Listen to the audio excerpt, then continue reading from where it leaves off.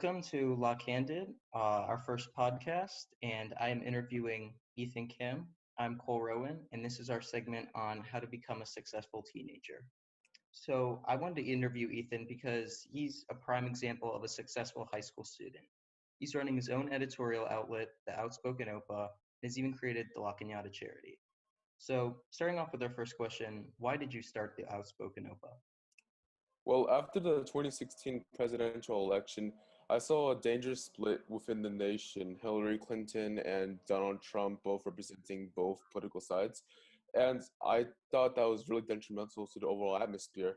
I started a website because I wanted to promote civility within discussion, especially when we're talking about politics and policy.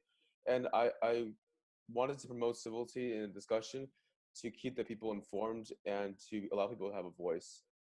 Yeah, that's really what we need in this day and age. People having their voice and allowing them to speak on their opinions. So that's a really good creation. So on the Outspoken OPA, what do you primarily write about? Well, we initially wrote about politics, but then it stemmed into various categories like philosophy and entertainment. We recently began an economics column and opened an op-ed page where anyone can really submit articles. So people could just contact me through email or apply, and they could submit whatever article they want on any topic. Oh, that's really neat.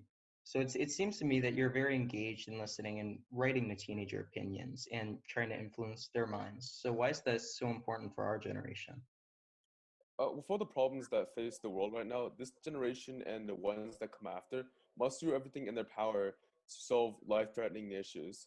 Having a voice empowers and incentivizes people to fight against the problems they see today. Definitely getting people to speak out on their own minds. That's really good. If you haven't checked out the Outspoken OPA yet, go read a few articles on the site. I've even written a few myself there. So anyone can actually write on there. You just have to apply. So the La Cañada charity, that's another organization that you founded or co-founded. Any big story behind that?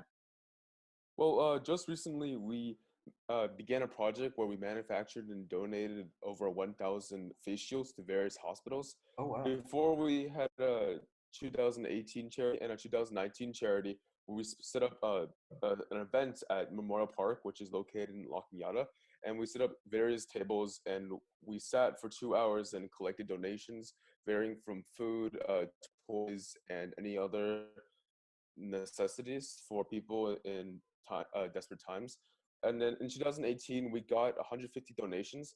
And at the time, we didn't think that was enough. So the next year, we contacted the Valley Sun, which is a sub-organization with the LA Times and the Outlook newspaper, and they promoted the charity, and we had 1,200 donations in Oh, 2019.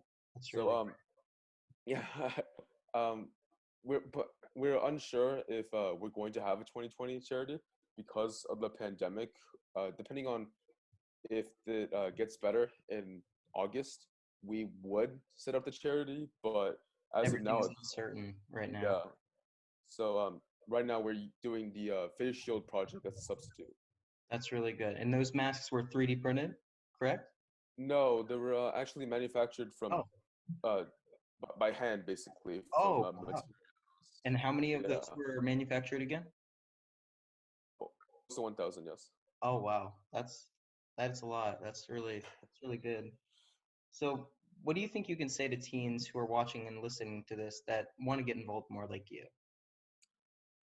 Yeah, for the website, anyone can get involved. In all honesty, if it depends, it did not, not depend if you're a Democrat or Republican, if you are libertarian or progressive. It doesn't matter where you are on the political idea on the political spectrum. As long as you're willing to contribute your ideas to a specific article, then you could you could join the discussion. In all honesty, uh, if you want to apply for the team, then there's a little page that says apply to the team on the Outspoken Opal page, and you can submit an application for various roles. You can start off as a contributor, then an author, and then an editor, and then if you're good enough, you could be on the editorial board. For the charity, the same criteria applies. It doesn't matter who you are, you're willing to put in the work. So You can apply for to be a helper, or if you want to donate anything, you can visit our website by looking up LCHS charity. I mean, locking out a charity, or emailing me at ethanhyunkim@gmail.com.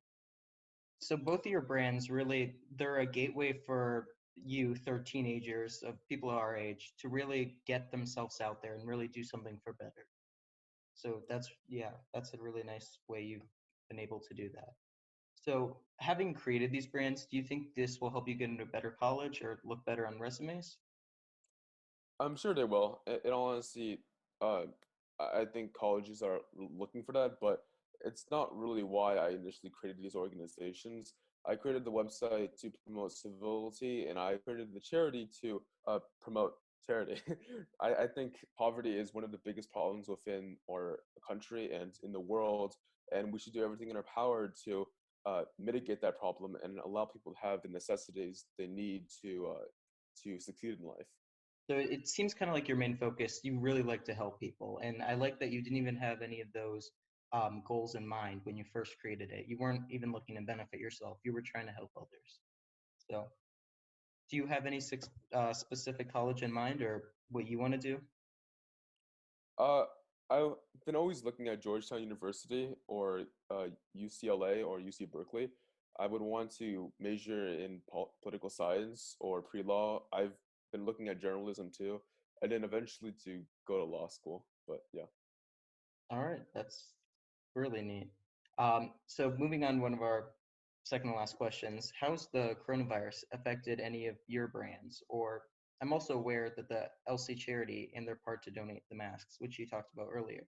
So can you share a little bit more how that all got started? Well, recently we've begun monetizing our views on a website. We've had enough views and traffic so far to be able to do that. Uh, if we receive money, it can incentivize our writers to write more. Uh, Right. because we are all in lockdown and all in quarantine, we have more time to work on these specific brands.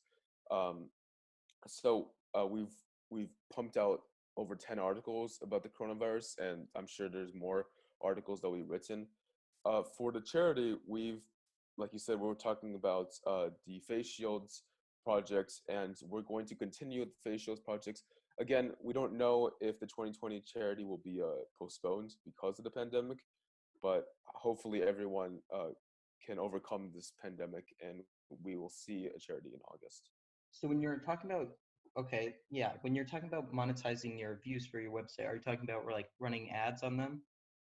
Yeah, so WordPress offers a program called Word Ads. So you can enable ads on your website, and the more views you have, the more willing ad companies will give you compensation for putting that specific attention on their company.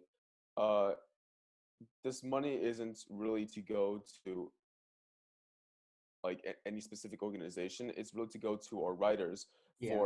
for helping them write, because right now every single member of our staff is doing work for this website on their own time, and they're not receiving any pay for it. So if we start paying these people, then they would work harder, and I believe our website will grow.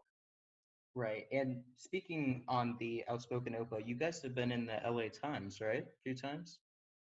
Yes, the LA Times Valley Sun article. LA Times Valley Sun did an article on us.